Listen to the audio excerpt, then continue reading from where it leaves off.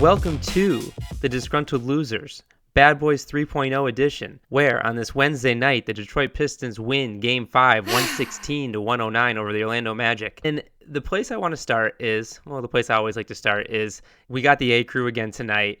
Not Grant Hill and Noah Eagle, but we got Ian Eagle, the father, and we got Stan Van Gundy. Now, Stan Van Gundy is not always the best announcer, but he is, for some reason, on a heater right now in the NBA playoffs.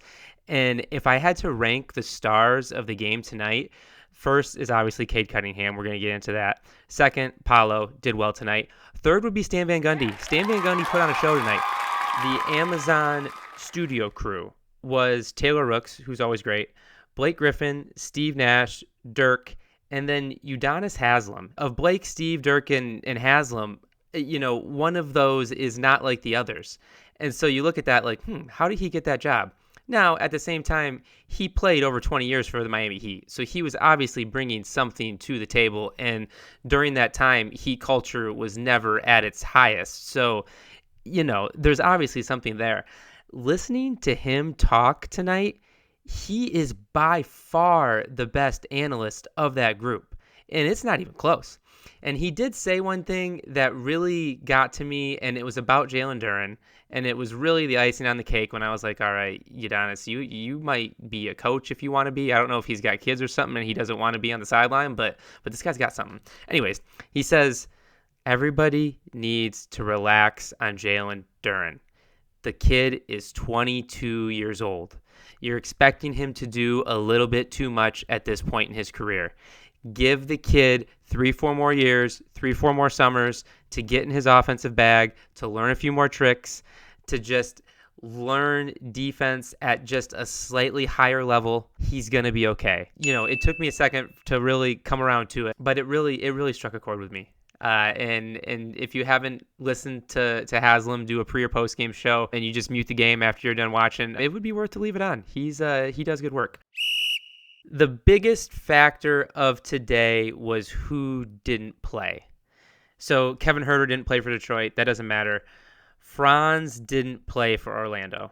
And you could tell right from the beginning that Franz's defense on Cade has been the difference throughout the series. It's been Franz's defense and Paolo's offense. Now, Franz will help out a little bit on offense as well, but really, whenever Cade gets slowed down or whenever anybody gives him fits, it's always been Franz. And you could see it today where Bane and Suggs were trying to replace Franz with the primary defense on Cade, and Cade really got back into the paint with ease like he did at the very beginning of the series and was getting a lot of easy shots. And I don't know the prognosis for Franz throughout the series, but if they don't get him back, we have a legitimate shot. And then on the flip side of that, if Franz comes back healthy, I don't see why Orlando wouldn't go back to winning. There wasn't anything I saw tonight that made me think, oh my gosh, the Pistons have turned a corner. This is great. We're back. 60-win team, number 1 seed. We're rolling again. Let's go. It was more, we played well. We played good enough to win. Cade led us like he tends to do sometimes. And other guys played well. Really, the difference is Franz didn't play. And that's kind of hard for a Pistons fan to look at. But that was really the biggest difference. Other notes, Asir Thompson and Tobias Harris both rolled their ankles during this game. Now, I know they both kept playing, and they actually both kept playing really well after that. But just something to monitor. I know sometimes after you get off that ankle and sit on it for a night, it might start to feel a certain type of way. So we'll have to keep an eye on that one. Let's just get into the game notes here right off the bat. Duren starts the game with an and one.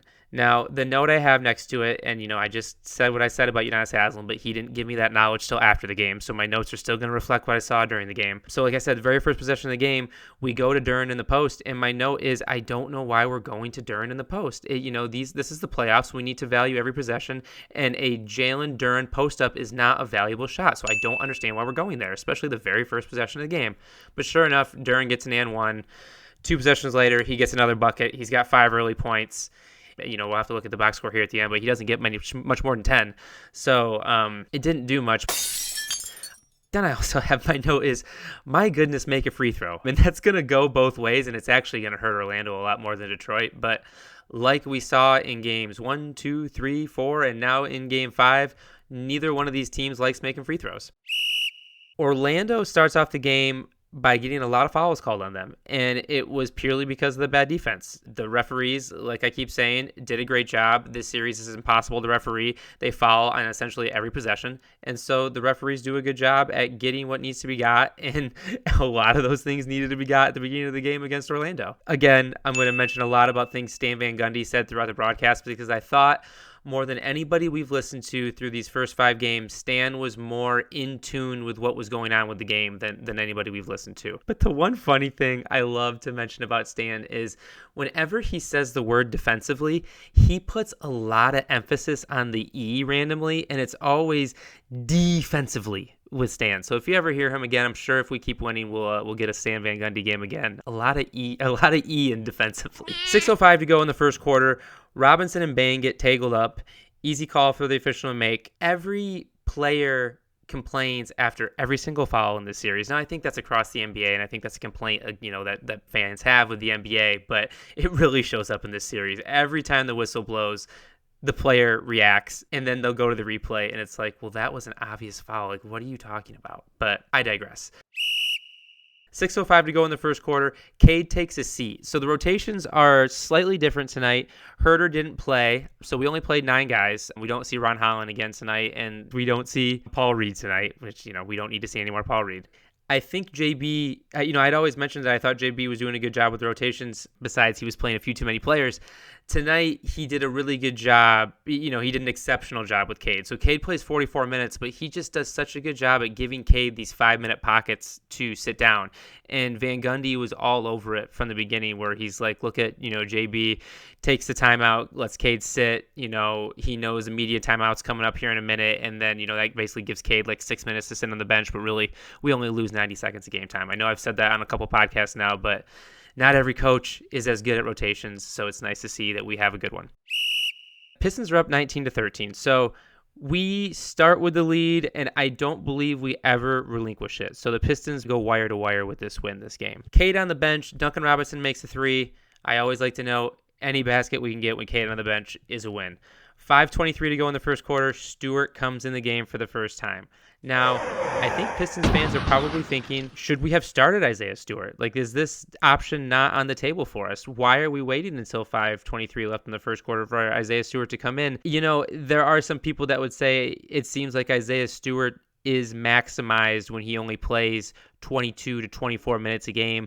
And I think that's a little hogwash. I would like to see him play a few more minutes. He is clearly more effective than Duren in this series. I know I just said what I said about Udonis Haslem, but that doesn't mean we can't split the minutes 50-50. That doesn't mean we can't go 24-24 or something like that, or maybe even 26-20, 22, Duren sitting a little bit more than Stewart. Either way, Detroit's leading 38-26 after getting 12 second chance points in the first quarter. We are doing a very good job at getting offensive rebounds. Asur Thompson is an animal on the boards this game. He just jumps higher than everybody else. When you just see him get a rebound, it's like he just gravitates over the crowd for a good half a second, and then he just comes down, and he usually ends up passing the ball on the way down because he has enough time to do it. Cade is being aggressive early. He misses a few tough layups, but he's getting good early looks, and Stan's all over this. Going back to what I said about Stewart and going back to what I've been saying about how Stan's in tune with what's going on with the Pistons right now, way more in tune than he was when he was our actual coach. Stan calls Isaiah Stewart Detroit's most impactful player in the series, obviously besides Cade, up to this point. And yet, we keep going back to Duren. Cade makes another 3. It's 43-29 Detroit with 9 minutes to go in the second quarter. Now, with 6:30 to go in the second quarter, Paolo is keeping Orlando in it. He hits another 3, gets a fast break layup, gets an and 1. He's got 20 of Orlando's 41 to start the game. So it is all Paolo on offense. 5:17 to go in the second quarter. Magic are really missing Franz on defense is the note, and I think that's a recurring theme throughout the whole game is that the Magic really missed Franz defense on Cade. 2:49 to go in the first half. Cade is owning Bane and Suggs, but the Pistons are only up 10 at this point. It's 60-50. Orlando just keeps hanging around. It's untimely turnovers. It's Orlando made shots. I think we're going to see once we get to the box score that the 3-point percentage for Orlando was very good tonight. It just felt like they were going in for him, especially from Paolo. But with 1:50 to go in the first half, Cade steps into a 3.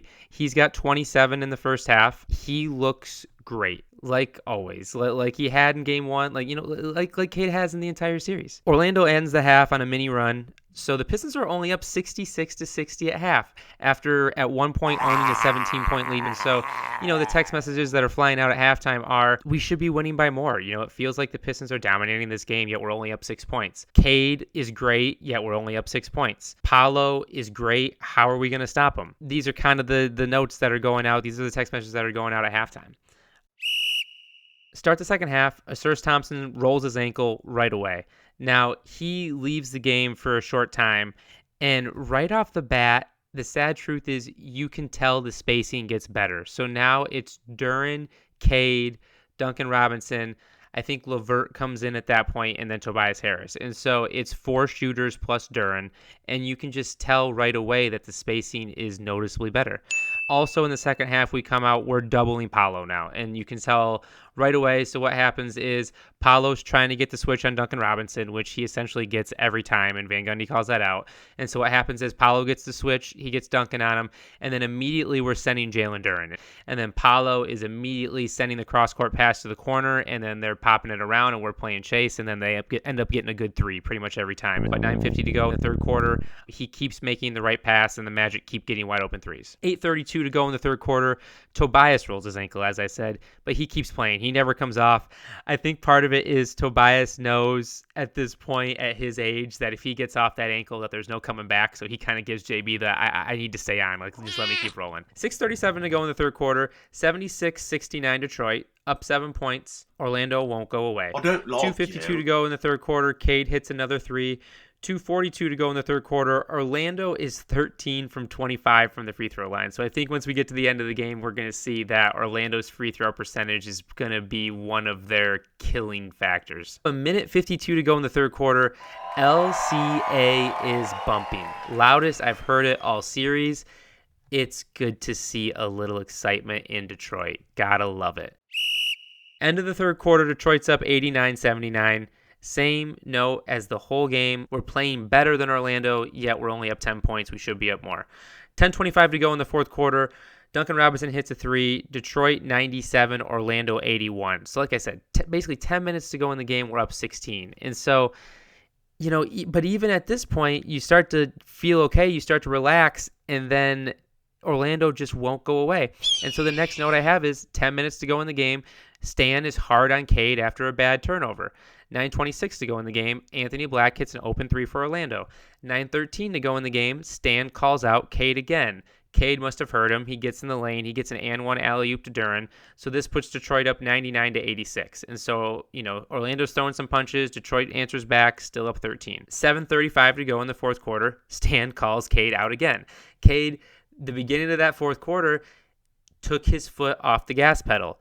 Van Gundy noticed it right away, and kind of the guys in studio noticed it right away too, and they weren't as hard on him as Stan was, but it's essentially, you can't do that. Every possession in the playoff matters. You can't make the first pass and go stand in the corner is the sad truth when you're on this team. We need you to be a threat at all times, and he wasn't for a good 3 to 4 minute stretch at the beginning of the fourth quarter. 7:25 to go in the game. This is Paolo's best game of his career, is a note I have. Besides the fact that Paolo can't make a free throw, he's been better than Cade in the second half, is the note I have midway through the fourth quarter. 6:48 to go in the game. Paolo hits another 3. Detroit 106, Orlando 98. Now, the next note I have is Duren gets offensive rebounds on back-to-back plays. These are the 2 most impactful possessions of Duren for the series. So this was under 6 minutes to go in the game. Missed shots by Detroit. Jalen Duren gets an offensive rebound. One of them he goes back up with a dunk. The other one he makes a pass that we score on. And so it was, like I said, an 8-point game at this point. If he doesn't get either one of those rebounds, Orlando could just grab the momentum and go. And he really did a good job at stopping the momentum by getting both those offensive rebounds. So got to give Duren his flowers there. 2 good possessions for him. 4:30 to go in the game. Paolo has been playing good defense on Cade. And so not only was Paolo doing everything on offense for Orlando, he also, back end of the fourth quarter, had to take on the Cade assignment because nobody else could handle him. Suggs, Bane, way too small. Kane, the kid from Michigan, didn't go to the University of Michigan, but played high school in Michigan, looked decent on Cade. He was just young and got caught in a lot of fouls, but he's a good player. There's a lot of NBA players that have come out of Michigan that I don't think people realize, that played high school basketball in Michigan that I don't think people realize, and we might have to get that list together for the next episode. 3:52 to go in the game. Timeout Detroit. Detroit's up 110 to 101. 3:35 to go in the game. Stan calls out Cade again. Cade just takes possessions off is really the note at this point. We're going to end up winning this game, but there's going to be a point where, whether it's next game or whether, God bless, it's next series, where Cade just can't take these possessions off. And I know he's tired, and there's still a way to be a threat even when you're tired like that. LeBron's kind of made a career out of it a little bit, and Luka's done a really good job at that. And so I think part of the problem is Cade just tries so hard all the time that there's just possessions that he runs out of energy, and it really shows. 3:20 to go in the game. Paolo hits another three. 2:04 to go in the game. Cade gets a very easy 5-footer. So at this point, it's like the 12th round of a heavyweight boxing match where you see Cade just kind of lumbering around the court. But about every 3 possessions, he'll get the ball and he'll make a move that's like, oh my gosh, it looks like his legs are fresh and it looks like it's the second quarter and he's rolling again. And so it is nice that when he needs to summon it, he can summon it. Under 2 minutes to go in the game, the note is Dern has not gotten a rebound since that last positive note I had about him. Carter, Bane have gotten every rebound since then. 109 to go in the game. Paolo hits another 3.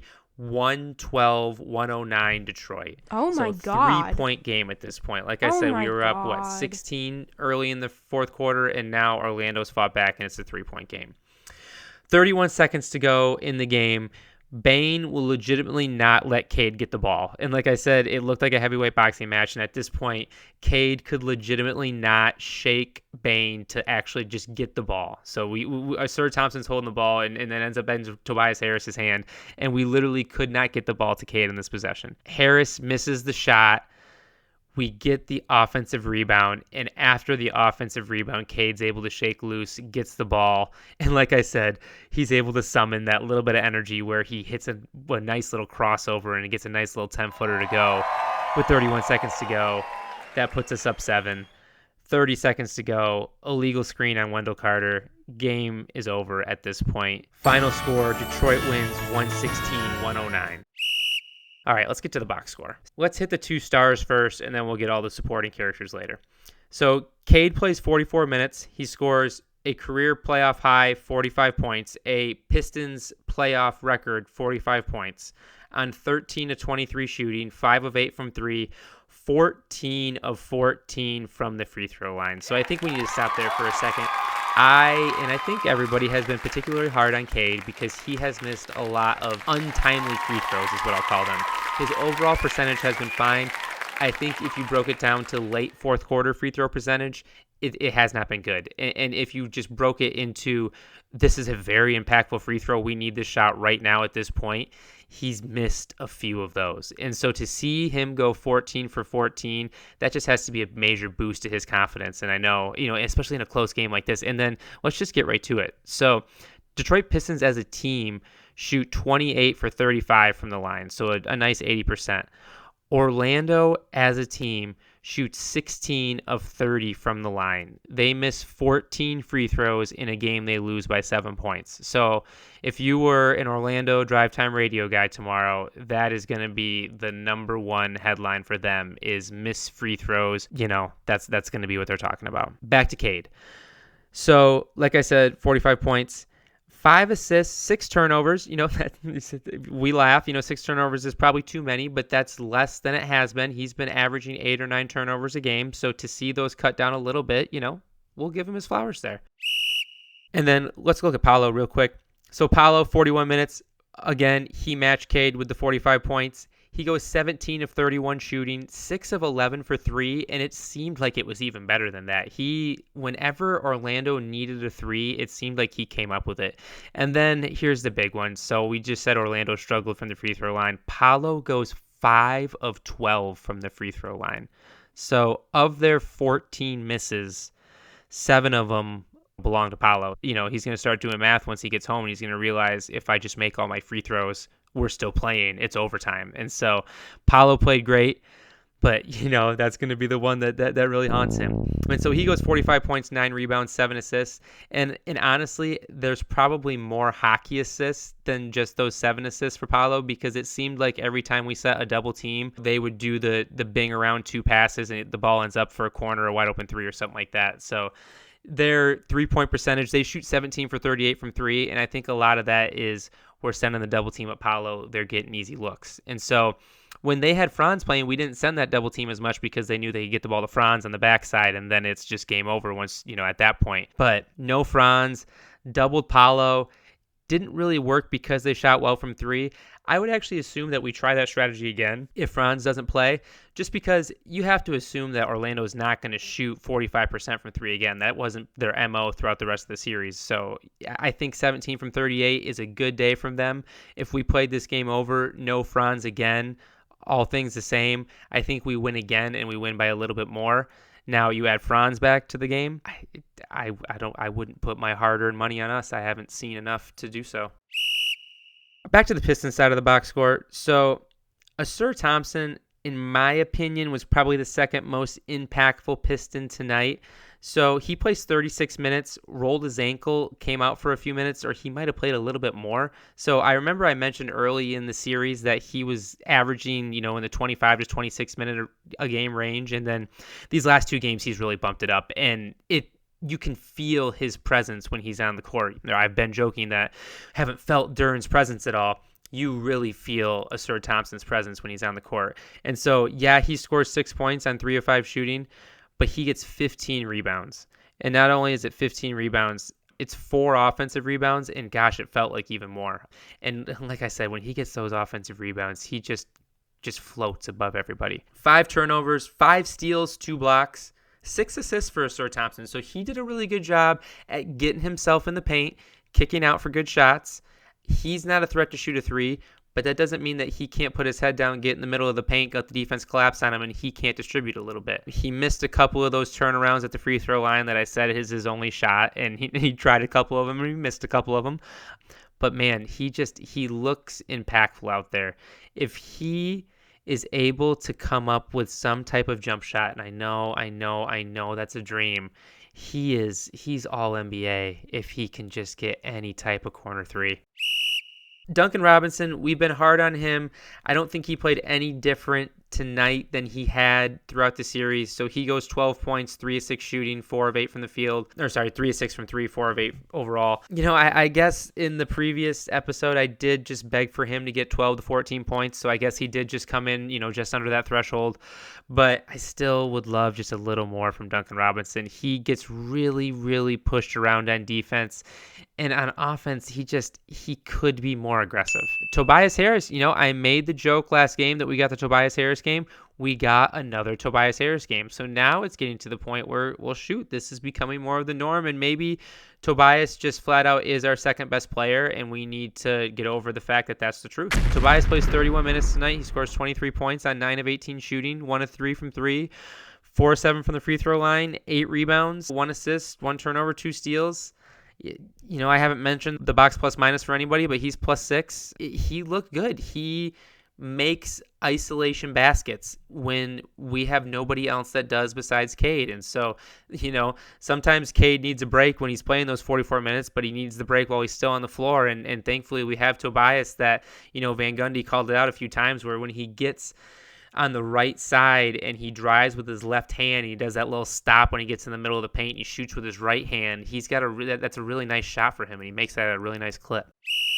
Last but not least, we got to get to Jalen Duren. 28 minutes, 12 points, 4 of 6 shooting, 9 rebounds, 2 assists, 2 blocks, -3 in the box plus minus. He played okay.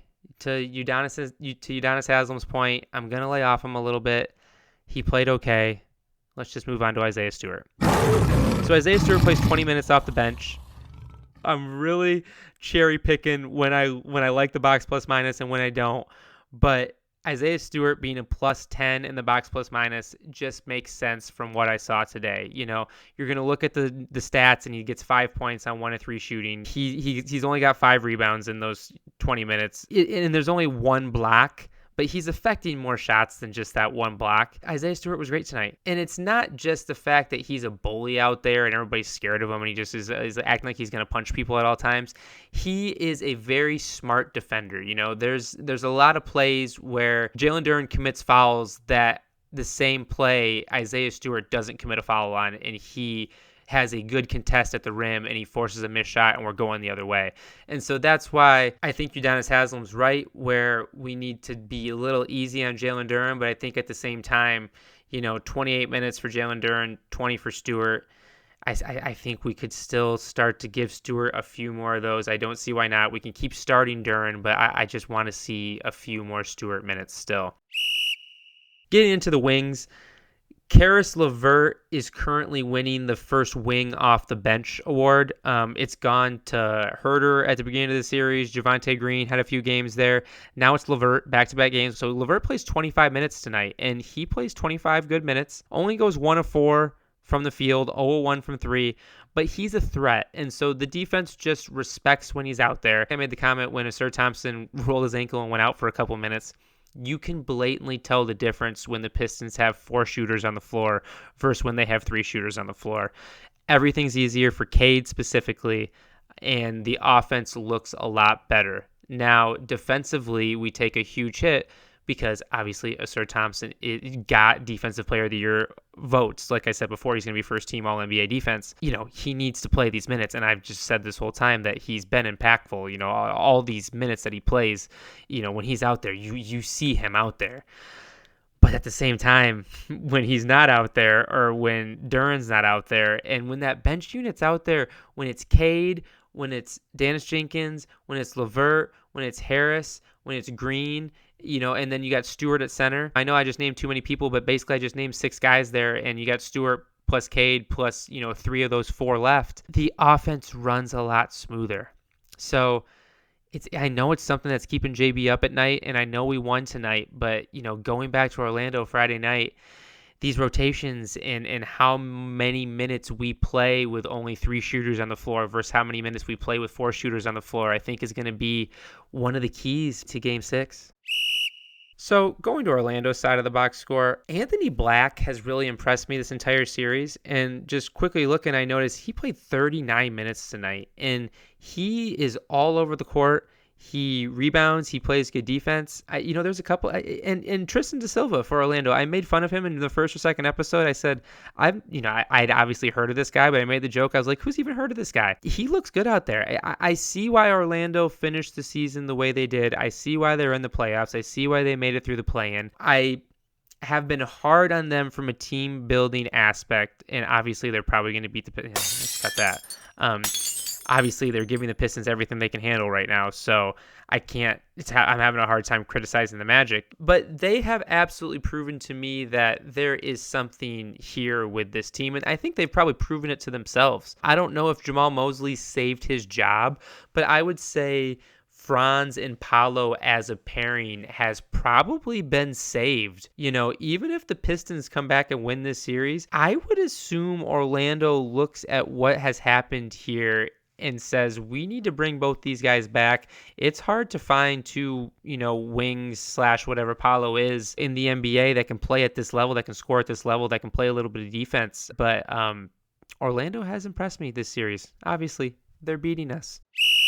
So I want to end here. Part of the reason why I didn't record after Game 4 was because all the main storylines that I was getting texted, that people were calling and talking to me about was was roster changes and was big picture things. And I don't want to leave this series. And so I had a hard time turning on the microphone after Game 4, and because everybody wanted to talk about Devin Booker trades, and everybody wanted to talk about what can we do with Jalen Duren, and everybody wanted to talk about what do we need to do with this team in order to actually compete in the East, because we clearly can't do it right now. Let me survive this series before we go big picture. And so if you're looking for, I'm going to say it again, Devin Booker fake trades, We will get there, but let us finish this season first. We got 60 wins. This is a 60-win team. They deserve us as fans to ride this out all the way. You will not hear Jalen Duren trades. You will not hear Devin Booker trades. You will not hear Sir Thompson trades. All you're going to hear is, what do we need to do to beat the Orlando Magic in Game 6 Friday night? And so that's all I got. Game 6 Friday night in Orlando. Talk to y'all after that. Good night.